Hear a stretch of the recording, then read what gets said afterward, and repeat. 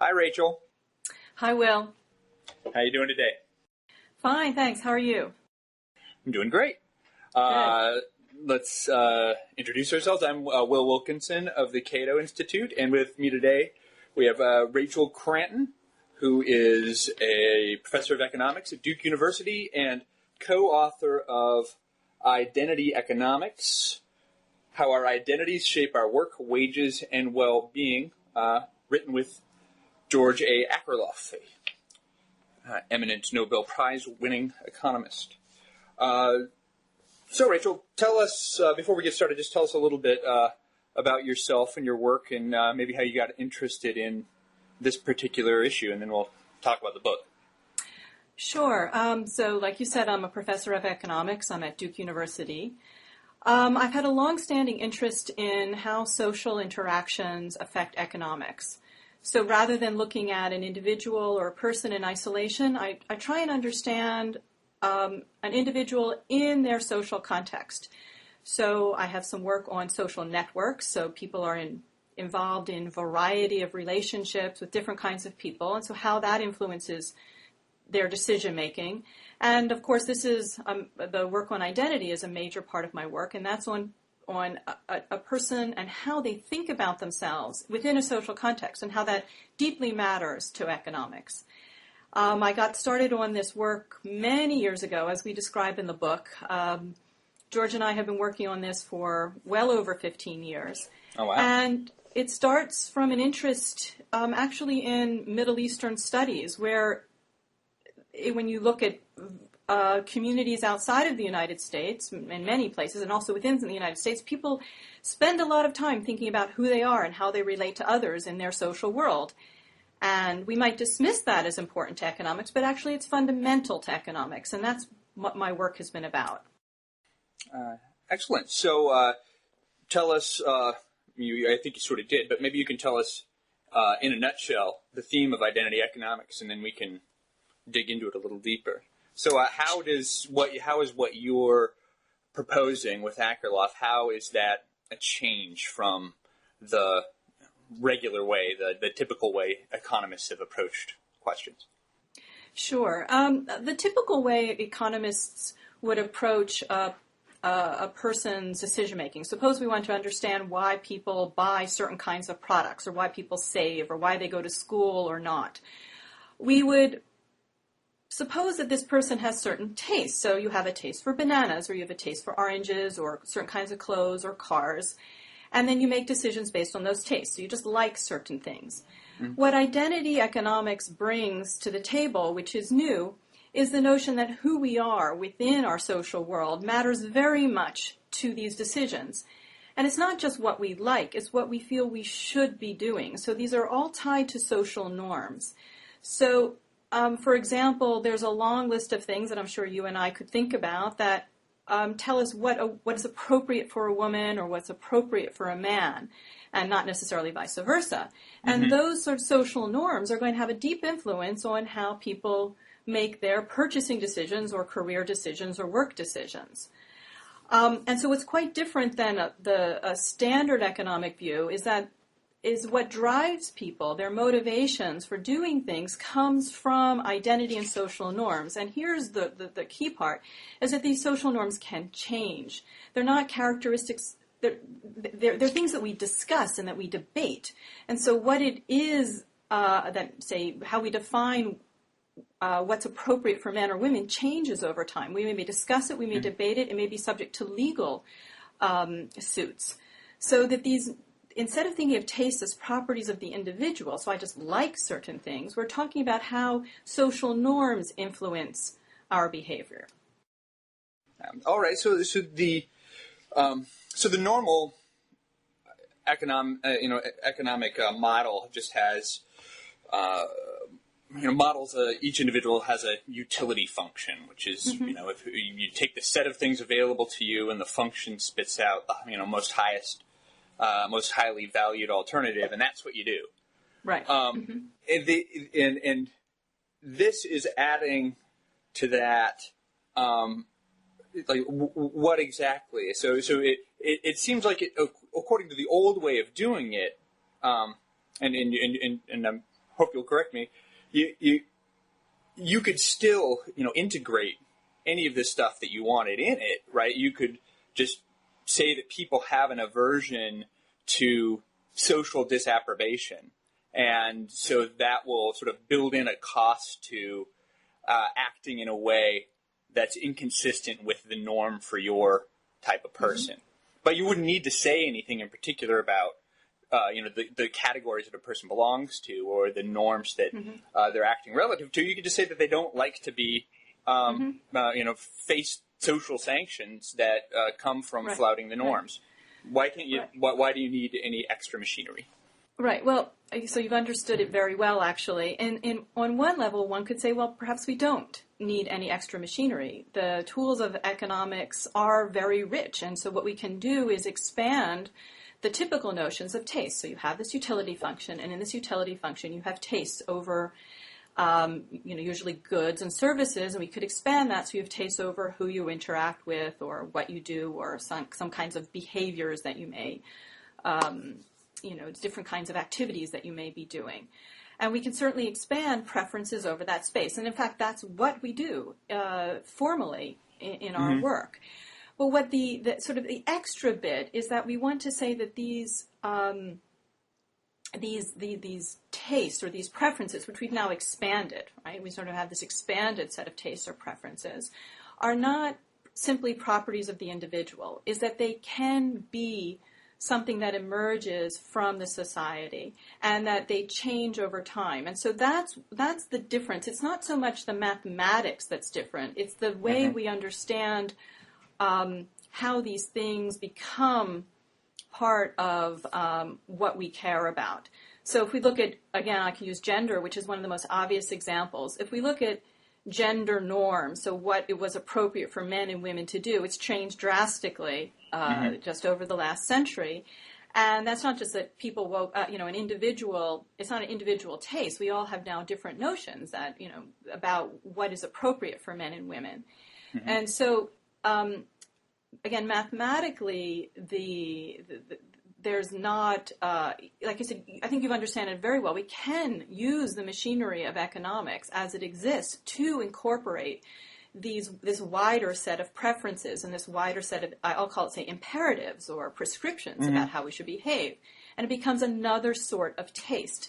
But it does have a different implication for when we study people's behavior. So what we're doing is we're expanding standard economic methodology to incorporate this type of taste, so to speak, that we haven't looked at before.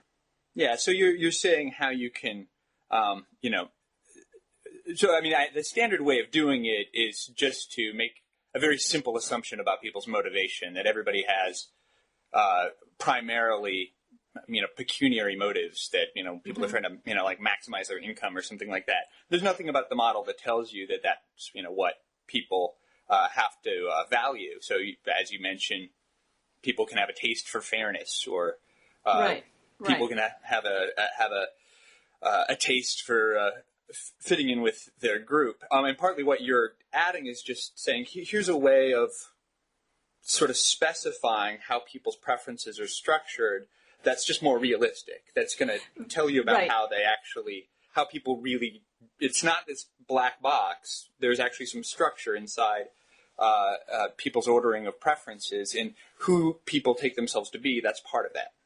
Exactly. So I think that's great. So a typical model doesn't have that kind of structure. Again, a very, I'm saying typical sort of old style economics doesn't have that kind of structure. So we might think that your taste for a particular kind of clothes or your preferences for fairness is just something about you as an individual. There's no pattern to it across society. And part of the structure that we're giving it is that these tastes have patterns. So it's not an accident that people who grew up in a particular part of the world will think a particular way about what's appropriate and inappropriate behavior, say for women or men, or blacks or whites. And moreover, if we were to look at specific, say, smaller settings, not just like the setting of men and women in society, but say a school or a workplace, that when we look at people's incentives in schools and workplaces, we can think about their preferences for, or their incentives to work hard, and then we can also have a categorization about that a structure to those incentives that's contingent upon how the worker identifies with his or her workplace. And so that's what's new. Instead of thinking, oh, I like to work hard, I'm just a hardworking person. No, I actually like to work hard when I'm in a particular kind of workplace that where that workplace shares the same values, or I'm within a work group, and that work group gives me a particular sense of belonging. So it's a way to structure incentives and preferences, and the structure is according to the social setting. Outstanding. Rachel, can you hear me? Yes, I'm. Well, you just kind of got jumbled. Okay, sorry. I think the cord on my phone got hit. Am I okay now? Yeah, you're fine. Thanks. Okay. Well, so let's talk a little bit about some of the examples. So, I mean, right at the beginning, you set out that there are sort of three basic things that you're adding. One is that each individual has some sort of membership in a social category, which defines their identity, and then for each sort of social category, there's a set of norms and ideals that are affiliated with that. And then because there's something kind of normative about social categories, that they carry with them, expectations about how people are going to behave, then there's utility and disutility that's related specifically to your identity. You call it identity utility. Right. And so you apply the same kind of schema to a number of different questions. So let's just go through a few of them. Like one of the first set of examples you give is about how identity affects the way people are motivated in the workplace. And so can you tell us a little bit about how it gives sort of different predictions and is able to capture different things than the standard theory? Yeah, absolutely. So again, you just gave a great description. So the framework which we set out in the beginning of the book tells us to look for three ingredients. It tells us to look for who people are, how they think about themselves in the environment, number one. The norms for how people of those particular kinds of categories should behave, that's two. And then three, what would be the gains and losses of what we call utility, for lack of a better word. So you might call it pride or pleasure, how people feel about what they do when they deviate or abide by the norms for who they are in the situation. So again, we should be looking at these three new ingredients: who people are, the norms for the category, and if they behave or not according to those norms, how do they feel about it? Okay, so now let's move to the workplace. So a typical model of the workplace, you'd have, say, a worker being supervised by someone, and that supervisor is looking at whether that person works hard or not, or whether they're at their desk working hard or whether they're surfing the web. And they might not be able to tell the supervisor how often they're surfing the web or how often they're actually doing the task that they've been assigned to do. So a typical model would give incentives, give monetary incentives. Say, well, if you can't actually tell minute by minute what a worker is doing, but at the end of the day, you might know whether a successful product or if there's been a successful, outcome. Okay, so this person who's been surfing or not the web may have ended up producing a spreadsheet that may be of higher or lower quality. So you might be able to pay the person according to that, but you might not be able to pay. They may have been able to do a better job, but you haven't been able to pay them for that. So we have in economics a theory about how to try and give incentives based on the final output, even though we can't actually see the kinds of efforts that people are putting in. So what identity economics does is say, okay, well, let's think about this worker who's sitting in front of her desktop, and what is motivating her to work and not surf the web, but actually do her best to do really well at that particular task. And it may have everything to do with how she or he sees herself as part of that workplace. So there's certain workplaces that are better or worse at making employees feel a part of that workplace. And so the employees start to adopt the larger goals of the workplace. And then if they do so, and if the the employer is successful at doing so, then the monetary incentives become less important. The person wants to feel good about her work. She wants to feel as if she's contributing. So we make a distinction in the book. A great example of this, it's almost like it's so different than our typical workplaces that it really actually tells us a lot about people at work, is to look at the military. So we spend quite a bit of time, quite a lot of pages, say, in the book, talking about military academies and, especially West Point, and work units in the military. And what West Point is doing and other military academies are trying to change the way these young men and women feel about themselves. They come in at 18 and they emerge 4 years later as officers with a duty to the country. And they're then expected, and they're not only expected to, but these recruits have turned into people who want to do service. That's what their own goals become. And if we look, for example, at the pay structure between military and civilian firms, the military and civilian firms, we'll actually see that the military pay is much flatter. What I mean by flatter, it doesn't give rewards for doing for a job well done. You don't get a bonus. You get a medal. Monetary. You get a medal, exactly. Yeah. You don't get a paycheck for doing particularly well in battle. So you don't have this sort of reward system, monetary reward system that you would in many, many civilian workplaces where you have a lot of pay per performance or performance bonuses.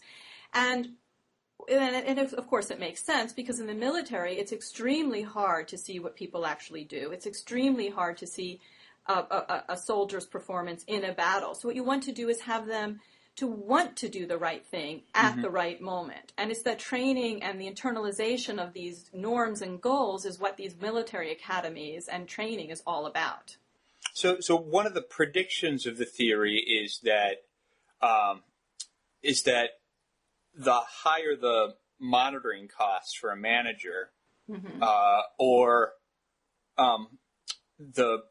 the more complex the structure of team production is, or something like that, where, if you've got a bunch of people working together in a way that it's difficult to, assess in any objective way what each person's, marginal, contribution was, then in those sorts of cases, you're going to find workplaces that try hard to instill a specific, firm identity. Right. But you might not expect that in places where productivity is very easy to measure, and each individual's output is transparent. Is that right? Exactly. So that's exactly right. And there's just one more ingredient. So just to review what you said, if it's very easy to see what somebody is doing minute by minute by minute, then you pay them by what they do minute by minute by minute. Okay, so that's sort of pretty easy. Now, most modern workplaces aren't like that at all. People are working in teams, or they're working at their desks, or there's a lot of creativity involved in what people are doing. And what you want people to do is take this creativity and this innate productivity and bring it to bear on what you want that person to do for you as a firm owner. So there's just one more ingredient, though, is that you're going to see a firm try and instill this kind of identity when it's, quote unquote, relatively cheap to do so. So what does that mean, relatively cheap to do so? So let's take, again, the contrast between military and civilian firms. So in the military, it is a bit, I'd say, cheaper to do so, because the people that sign up for West Point, the people that go to the military academies, they already have this idea that this is how they want to be. So it's not like you're taking somebody who has some very anti-military views and trying to transform that person into the perfect officer.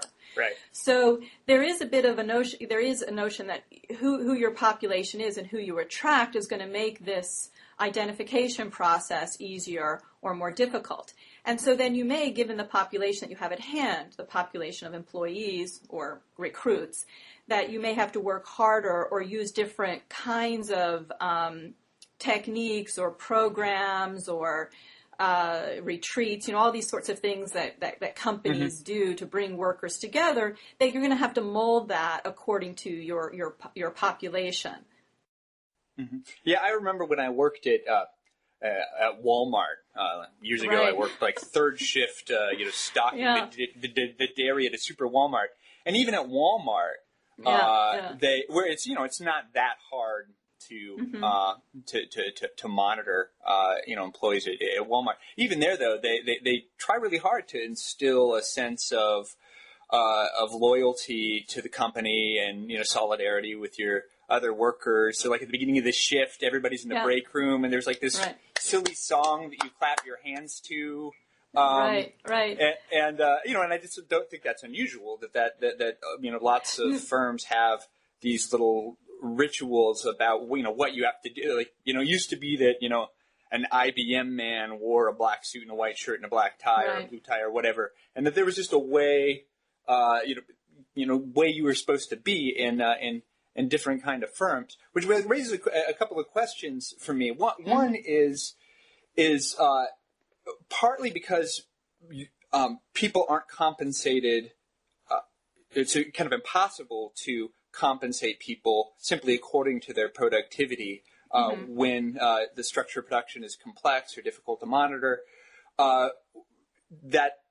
Then firms will have a certain culture that tries to get people to perform. Well, people naturally have, and you talk about this a bit, is that people have choices over their identities to a certain extent.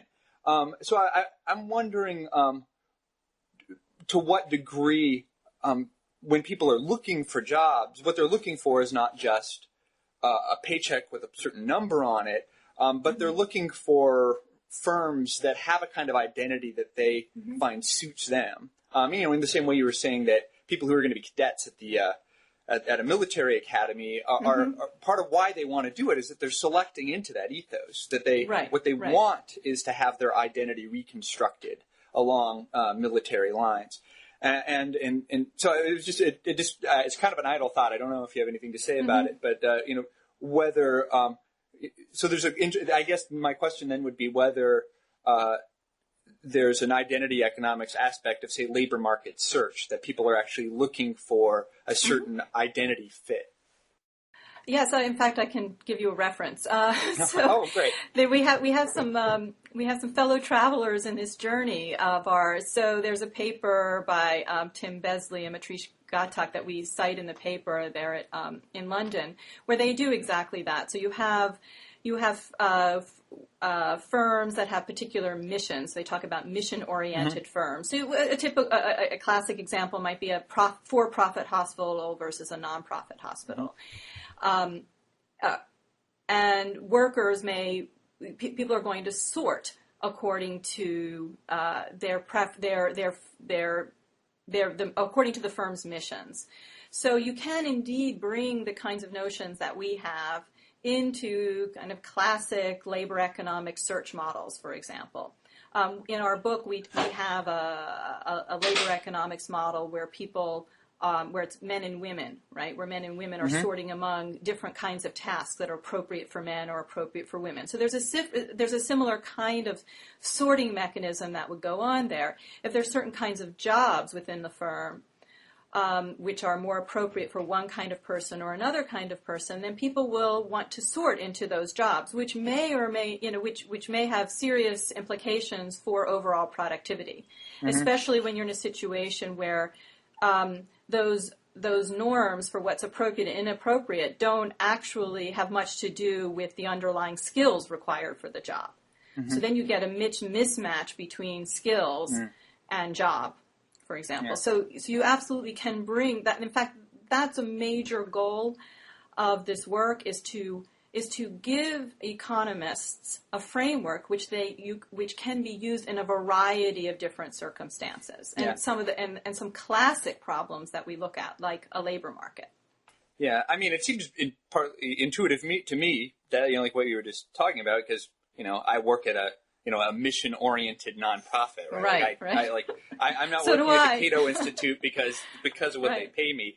Oh, Right. speaking of identity, I just, for some reason, I just can't let this go because you're at Duke this Right. week on the TV show Glee. I don't know if you watch it. No, I don't There know. was a great line where one of the fathers of the high school kids on the show is sitting with another high school kid, and they're watching a basketball game together, Right. and one of them says, "I hate Duke like I hate the Nazis."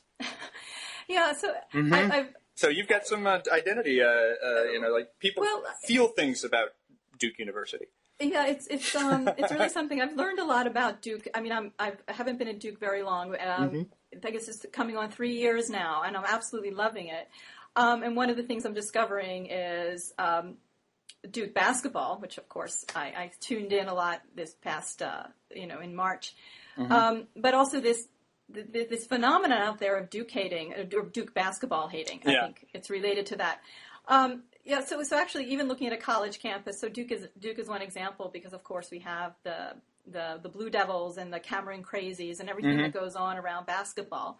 But again, that's just sort of the tip of the iceberg. This is the affinities that people develop with their university or their workplace or their work group.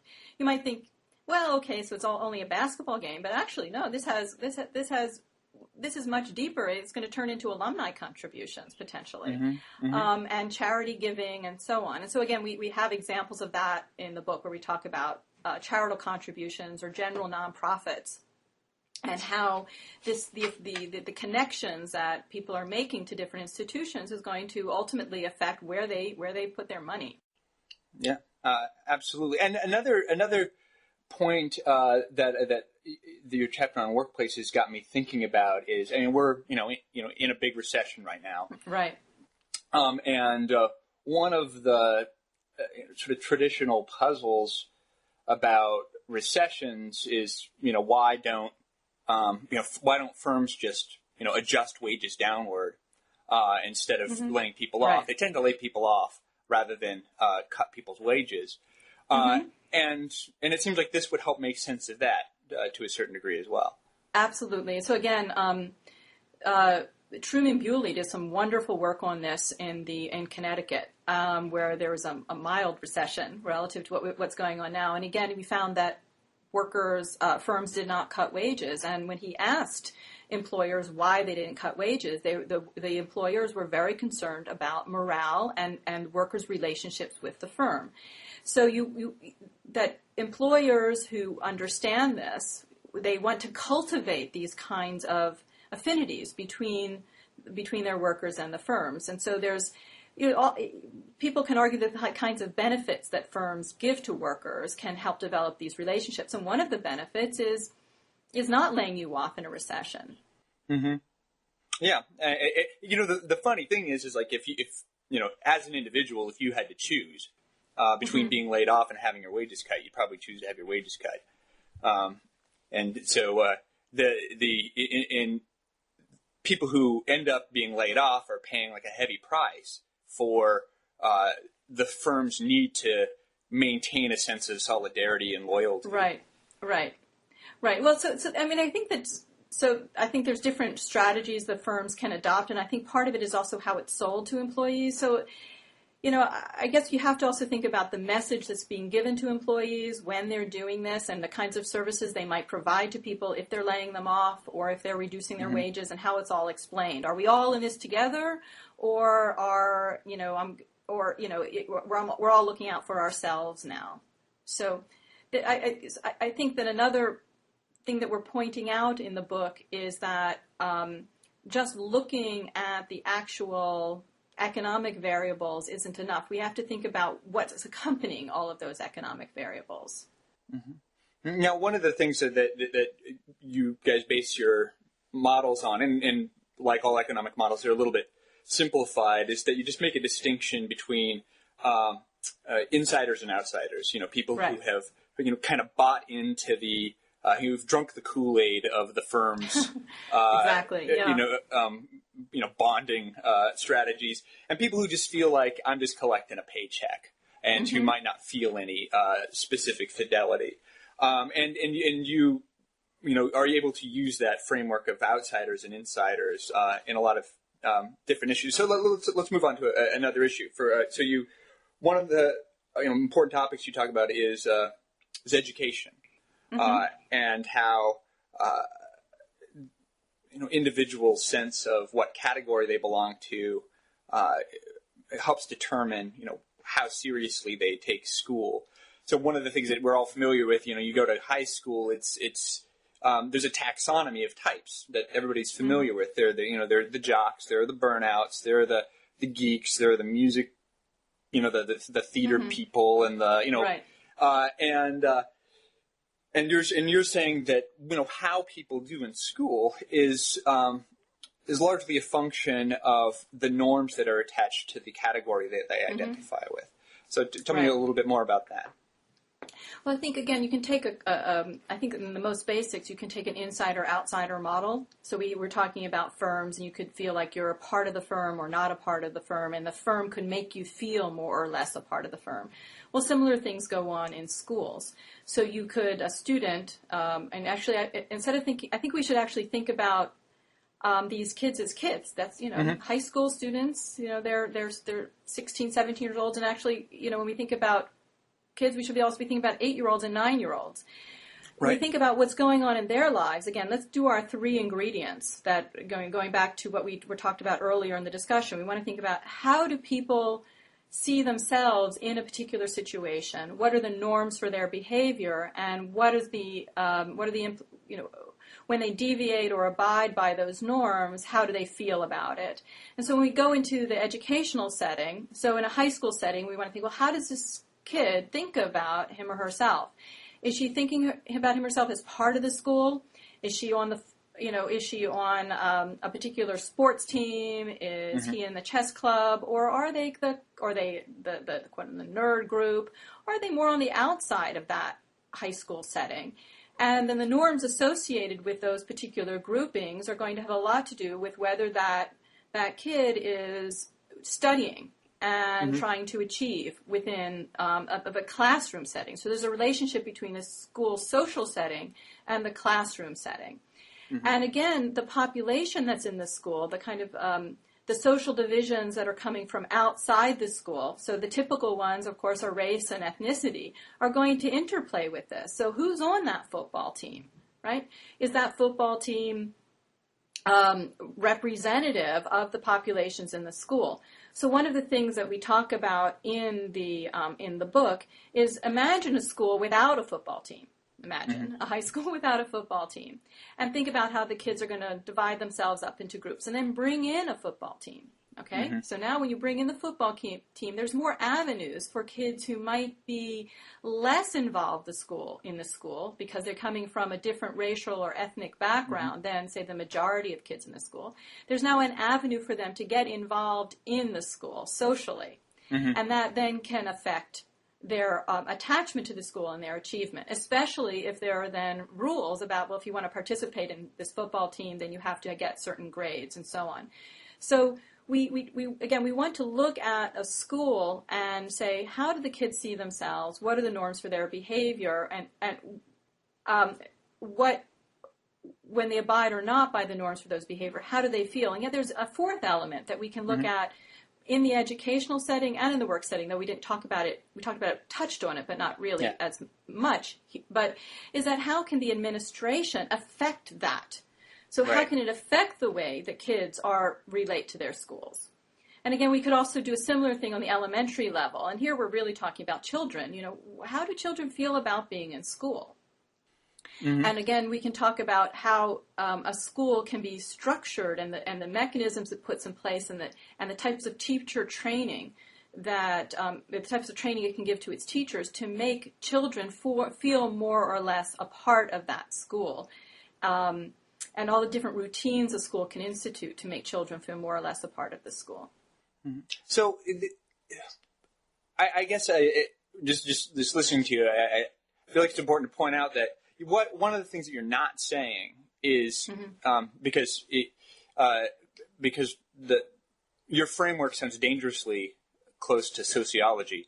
But you're not saying that people aren't responding to incentives. They are responding to incentives. They're responding to the the utility and disutility that they get from conforming to the norms and expectations of their groups. And so kids who are like the burnouts, they're responding to incentives. They just think that the approval or the utility that they get from fitting in well with their group, that's just more important to them. That overrides the utility that they'd expect to get from paying attention or being good students.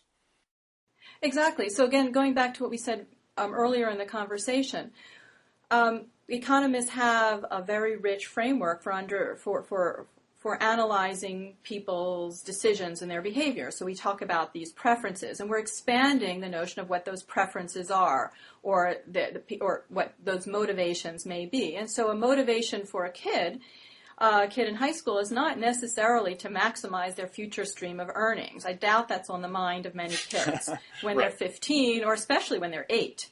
Okay, Yeah. they're more concerned 8-year-olds about. are obsessed with lifetime income. Yeah, exactly. I know that's all they talk about. What they're more concerned is sort of feeling good. I mean, especially at the younger ages, they want to feel good about themselves. They're looking for approval, maybe from their teachers and from their peers. And so again, we have to think. So, the things that we tell people to look for, those 3 things, is how do people see themselves in the situation? Who are they in that situation? And then the norms, and then how that affects their gains and losses from abiding by the norms. So if you look at a 9-year-old, the 9-year-old is not worrying about future income. The 9-year-old is worried about is thinking about a whole other set of things. And then there are norms for how 9-year-olds should or should not behave. And those norms are going to depend on who that kid thinks he is or she is in that school. Is this a kid who's sort of told implicitly or explicitly that they don't really belong in that school, perhaps when they're from a different racial background, or the school is set up in a particular way that they've got different kinds of social groupings within that school, and then that's going to affect the way the kid then learns. And so you mentioned, it sounds dangerously close to sociology. I guess what I would say is I think it's actually very important to say that what we're doing in this book is bringing in some concepts that are very well studied, and I guess part and parcel of many social sciences outside of economics. So social psychology, or psychology, sociology, history, political science, all of the social sciences outside of economics or parts of these social sciences have identity as a central concept, and economics has not yet to date. And so we are very much bringing in this notion of identity from research that has been done outside of economics. And we have a great debt to this research. So George and I did not make up this new idea of identity. We didn't just make it up. We actually spent an enormous amount of time in the literature, in the wider literature, the psychology literature, etc., history. I feel like I can't miss a discipline here or miss a researcher. Right. But we spend an enormous amount of time in that literature. And what we're doing is distilling some essentials that we can bring into economics, and then use what is strong about economics, which is this very methodical, precise framework that we have. And we're bringing in what we think are some of the most important ingredients about social norms and identity into that framework. And that's where we get to these 3 things that an analyst should be looking for when they look at a situation. Who is the person? How does that person think of themselves in that particular social context? What are the norms governing that behavior? And then how do we translate abiding by those norms or not into some kind of utility measure? Now, I'm not an economist, but I hang around them a lot, and so I wonder if this is one of the kind of objections that you get, or that one of the great things about just the simple form of decision theory that you learn is it's got this austerity and simplicity that gives it a certain kind of powerful generality.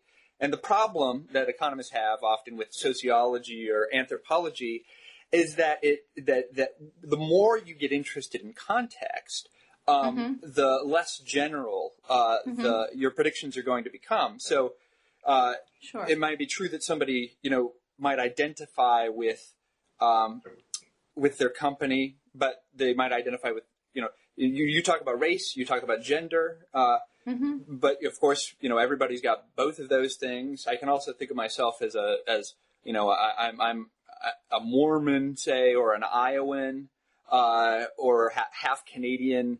There's just like identity is, multifaceted, and Sure. and so if you're trying to take all of that into account, if you're saying, each individual's, what they're going to do is going to be determined by their identity and context. Well, I mean, that just leaves you with a kind of indeterminacy that really makes no predictions. That's really good, and yes, we have faced such criticism. Again, what we're trying to do is reduce some of that indeterminacy. So, one of the things that, for example, you can do in this, so you mentioned a world where people have multiple identities, and that's absolutely right. And so we have this gross simplification in the book where we talk about a person as having one salient identity at a time. And that is an absolute gross simplification. So, of course, we get attacked by the other side, which says, oh, my goodness, you've grossly simplified this very, very complex social world, and you're not saying anything, and you've forgotten this, you've forgotten that, you've forgotten the other subtlety. And of course, but in order to make some progress, you kind of have to take a slice of the world. And so this is the particular slice that we've taken. And then what we're doing within that slice is doing something that's actually rather standard in economics, is looking at a trade-off. Is looking at, so we don't want to remove the monetary incentives. We believe monetary incentives are important as well, but there may be trade-offs. And so we want to get a handle on what those kinds of trade-offs may be. But we can't get a handle on those trade-offs unless we get in some basic ingredients about what identity may mean. So I think we should view this book and the articles on which the book is based as a jumping off point. We're setting out the very basics of identity. And then the challenge, as I think you rightly say, is how to now go and expand the model and say, okay, now we've had single, our book is mostly about single identities, or maybe a choice between one or two. So, we've choice, say, between two identities, or there's two identities floating around in the book. But exactly right. A person at any, like you described yourself, or I could describe myself as having a multifaceted notion of who I am, and that who I am, what identity is salient at any particular moment in time, that can change very rapidly. So right now I'm speaking to you, and then later this evening I could something else. My role as a parent becomes more salient. Right. Yeah. And so I think exactly the challenge is going to be now to expand the model in a way that we don't lose all control of it. And I do think there are ways we can do that. And again, that's part of the economic tools that we could bring to bear. So you can start to talk about things like time, like it's almost like a time date stamp for an identity. And then you can start to formalize that. And so as opposed to opening up the black box, we've opened up the black box a little bit and told us, okay, let's look at this slice. Now we're going to open up the black box just a bit more and just a bit more. So I really think the way to understand what we're doing is we have not handled everything. By no means, and some would accuse us of handling, a very, very minute part of this whole space. And so I think we're trying to, again, distill the most basic ingredients of identity, bring it into an economic model, show how it matters in example after example after example. And then, sorry. So I just wanted to say, I think you do a terrific job of hitting it at about the right level of detail to get a start on the question, because I mean it does become very complicated very quickly. But if you can show that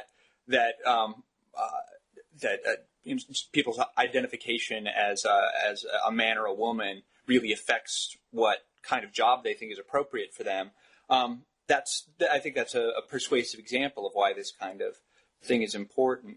And maybe we can talk about that in a second. I just wanted to mention one more other thing about education, just from my personal interest. One of my topics that I study is inequality, and one of the main explanations for rising inequality is that the rate of increase of people going to college has slowed down, despite the fact that the premium for higher education has gone up. So, which is a bit of a puzzle. The price signal.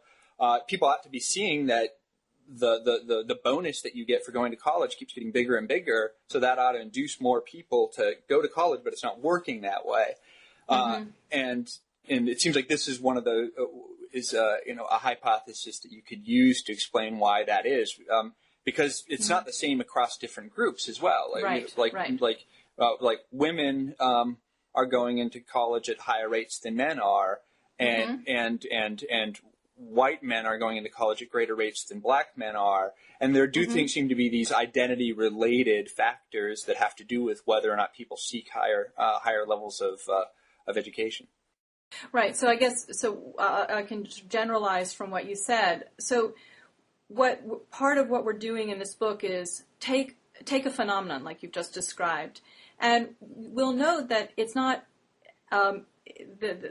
it's not idiosyncratic. It's not like randomly certain. There's not a randomness to this phenomenon. We can actually identify that there's systematic differences across social groups.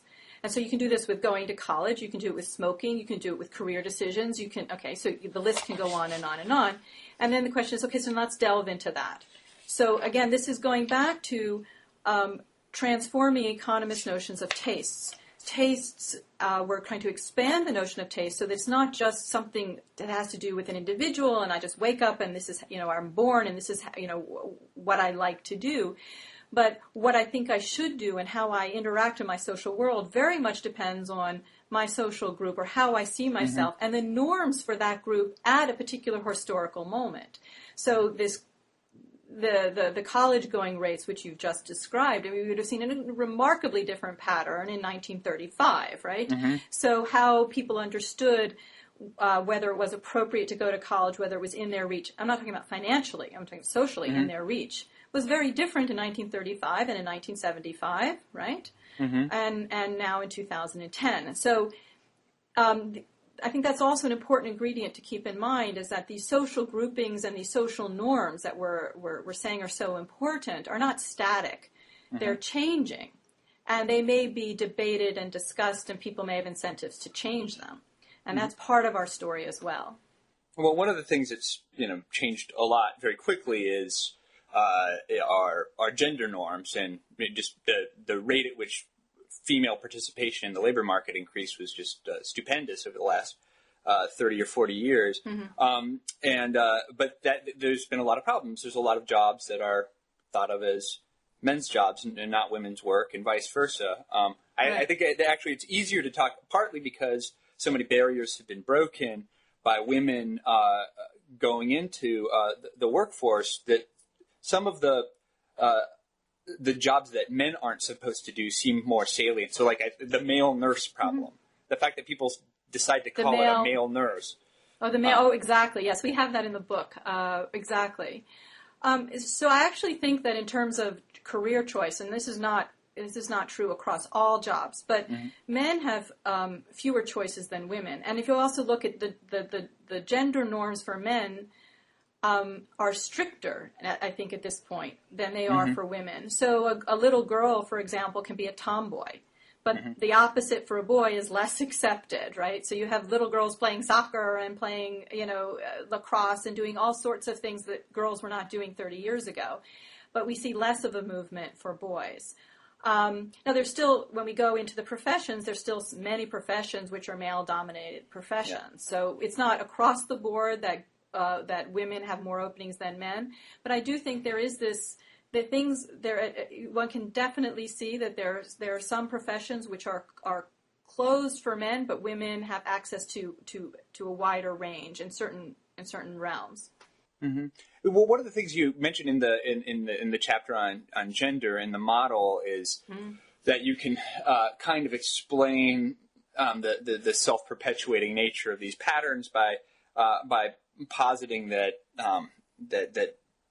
men or women lose identity utility by taking up a job that is, stereotyped, as being a male or female job. And I feel like that's, in just thinking about that, I feel like that's strongly true with men. And that I suspect that has something to do with why male rates of unemployment are higher. That that we've made a transition from a manufacturing to a service economy, and a lot of the service economy jobs, especially customer service jobs, to a lot of guys it seems demeaning to serve other people, or but it doesn't to women, but I was wondering about the other side of it, and as a woman in economics, you probably should have some insight on this. I was wondering whether it seems intuitive that women take a hit being in the traditionally male occupation. Sometimes it seems like that there's a kind of pride that goes along with being in having infiltrated this male club. Anyway, maybe you have some insight on that. Well, yes and no. I mean, I think that, again, there's a selection process, and it's not something that I think certainly I wasn't aware of, but people who end up in, say, my position end up here because we can do it, and I didn't necessarily think about it. I just I'm able to navigate this world. I'm sure that there were plenty of women who didn't feel comfortable. And it's not that I was conscious of it or thought about it. Just then I'm sure there were plenty of women who felt that they couldn't navigate this world. And again, not going way back, not just at the PhD, but maybe at an undergraduate level, or even in high school, when there's an emphasis on mathematics versus not for women or girls. So you kind of end up at a place, and then you kind of wake up and say, "Oh, how did I get here? Well, I just did it." And I'm not I don't know if I have that feeling that you just described, but I certainly do know that there's norms in the way that economists interact, and many other professions where you kind of have to feel comfortable in that, and it might be difficult if you don't feel comfortable in that, and that goes for a man who might not feel comfortable with those norms as well. So it's not only a gender issue. Right. There's certain ways that you're expected to interact that you may or may not feel comfortable with. And so that would lead you to, again, going back to our earlier discussion about self-selection into different kinds of occupations and different kinds of jobs. Yeah.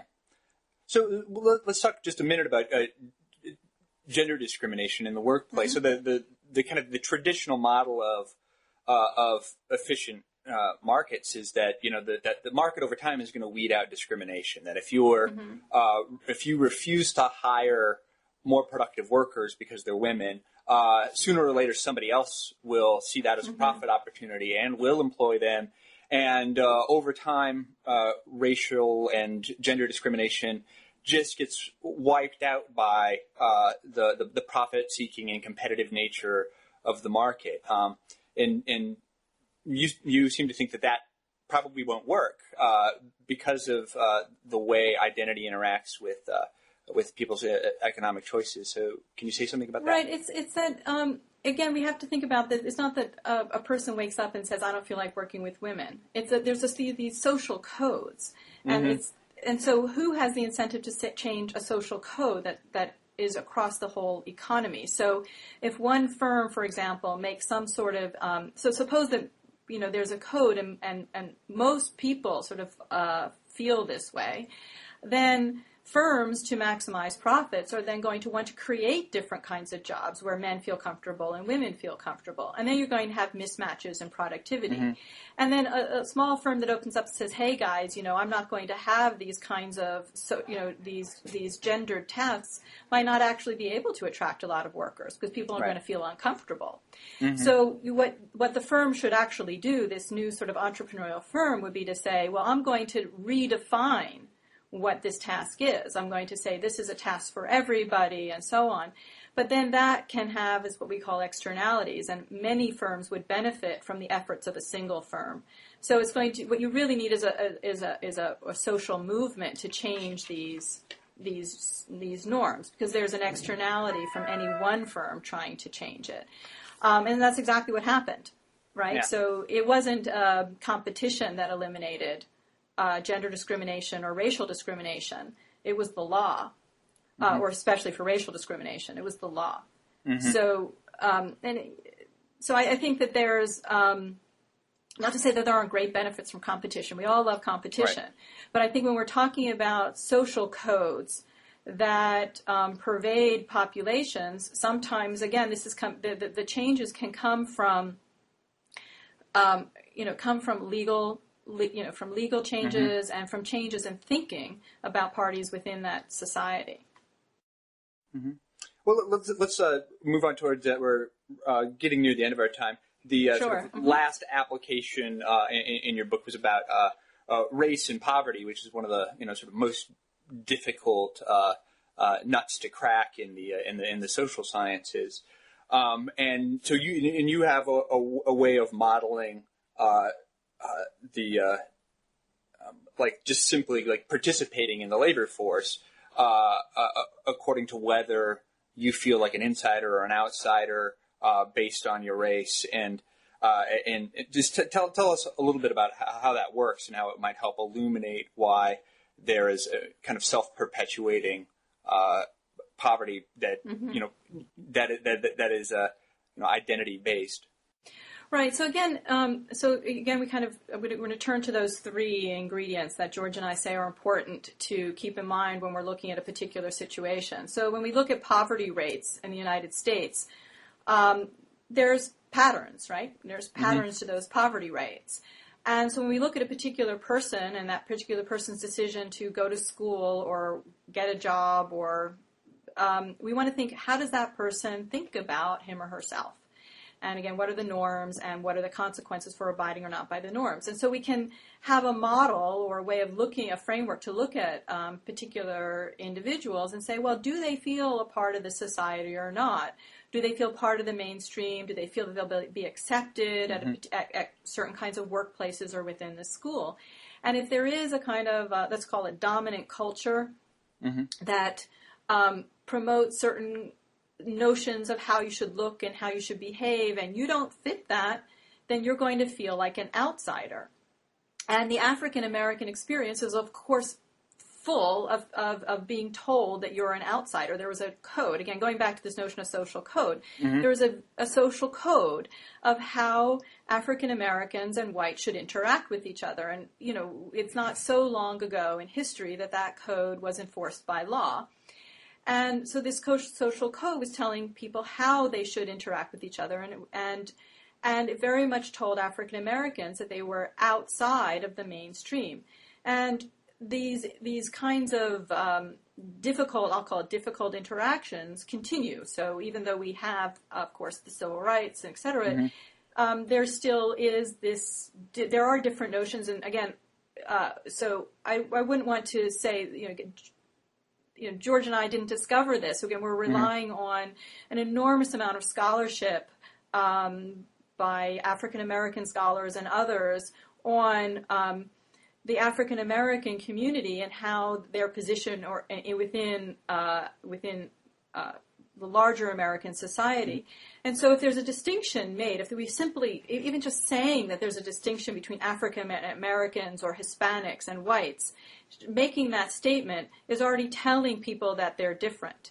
And then if we start to think, well, what does it mean to be black? And so, again, we have a long discussion in the book about how African American, this is again a discussion within the African American community that we're reporting on, about what does it mean to be black? What are the norms for being black? And do they involve, for example, doing well in school or not? And so if you're told, or the society is making this distinction between different groups, and then the norms are telling you, well, okay, if you're in one group, you should behave one way, and in another group, you should behave another way, that's going to have implications for things like going to school and working hard in school or not. So it's what, and I do want to emphasize that the very much a source of this distinction between the whites and blacks can come from the whites, or the dominant group within society, because it's advantageous to make a distinction between the dominant group and others, right? So you have certain Right. economic privileges from it.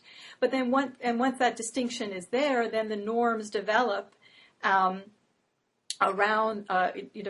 that. And so maybe I should mention something else that we have in the book in this Sure. context. We have quite a large discussion in the book about social psychology experiments. And these are experiments that researchers have done in what we call laboratories, where we bring in people, everyday people, or usually university students, and put them in different scenarios and see how they interact. And it's remarkably easy in a laboratory setting to get people to treat each other as if they're in different groups. Right. And it's very easy to do that in a university laboratory. Think about how that's going to play out in everyday life, right? Where day to day, people are being told that they're in different groups.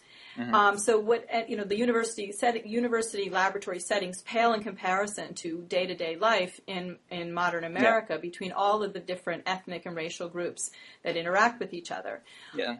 So some of the tests are like you give all of the subjects some little quiz, and then basically you just throw away the quiz and sort them into groups, and you tell one group, you're the people who are good at this kind of quiz, and then the other people, you're the kind of people who are bad at this kind of quiz, and then later on you give them a similar kind of quiz, and the randomly selected group of people who are told that they were good at it do better. That right. Kind of Well, right. There's many sort of variations on that, what you just described, and so you can just do something. Again, these aren't our experiments, but there's a wide, set of experiments that will take people, bring them into university labs, divide them up into groups, maybe give them a test, then tell people that they're divided according to these tests, and then bring them together and have them play what we call a game with each other. There's various sorts of what we call strategic games, so things like the prisoner's dilemma or trust games and so on. And you're going to see that people may play differently vis-a-vis other people when they're told that they're in different groups. Right. So again, if you can create those divisions in the laboratory, perhaps superficially for the moment, for that experiment, but that's the histories and the stories that are passed down from generation to generation, and the experience that people have within their day-to-day lives. I'm moving from the laboratory setting to real world settings. That all of those mechanisms which lead to this kind of group divisions are going to play out. And so it depends on how we as a society want to understand group divisions. Do we want to understand people as part of a common society, or do we maintain these divisions? And there historically have been divisions in the United States, and of course they're diminishing over time through activism and through the law, yet divisions still remain. And when those divisions are, they're still there, they can then lead to people feeling like insiders and outsiders, and then if insiders behave one way, outsiders might want to behave the opposite way. Yeah. So the thorny question when it comes to race and poverty is how you help to what can policy do to ameliorate the effects of identities that have negative performance associated with it. So like you give examples of the stereotype threat experiments, where if you simply elicit in an African American student's consciousness that they're African American, they'll do worse on the test than they would have if that hadn't been evoked at all. Now the hard question is then, do you want to have a society where you're not evoking and reinforcing that identity? Because people get a lot of value out of their identities, right? So you don't want to say, well, just stop caring so much about being African American, or stop identifying with it, and then you'll do better. Because that doesn't seem like a good choice. But on the other hand, like you mentioned, there's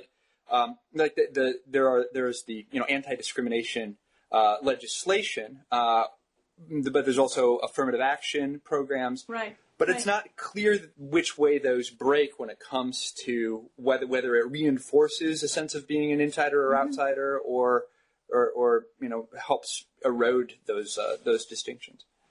So you're absolutely right. And in fact, we do talk a bit about affirmative action programs in the book. And so in some sense, affirmative action gives entrees for traditionally discriminated against groups to go to colleges and bid for contracts and so on. But at the same time, it maintains this distinction. And so it is a kind of double-edged sword. So I guess what we're doing in the book is pointing out the double-edged sword part of that. Mm-hmm. And then I think if we want to think about policy, some of this does have to come. I'm not sure we could say the U.S. government should do this or a state government should do that.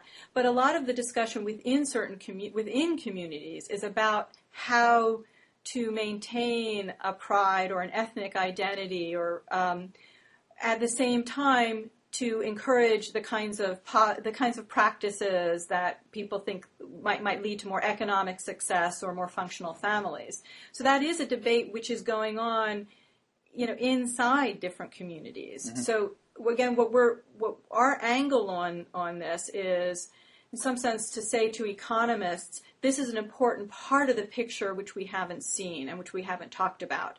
So, for example, in a typical labor economics study, you might look at the wages for African Americans and the wages for whites, and you divide your population sample into these different groups, and you have what we call a dummy variable, which is a variable that shifts this curve up and down that we're estimating.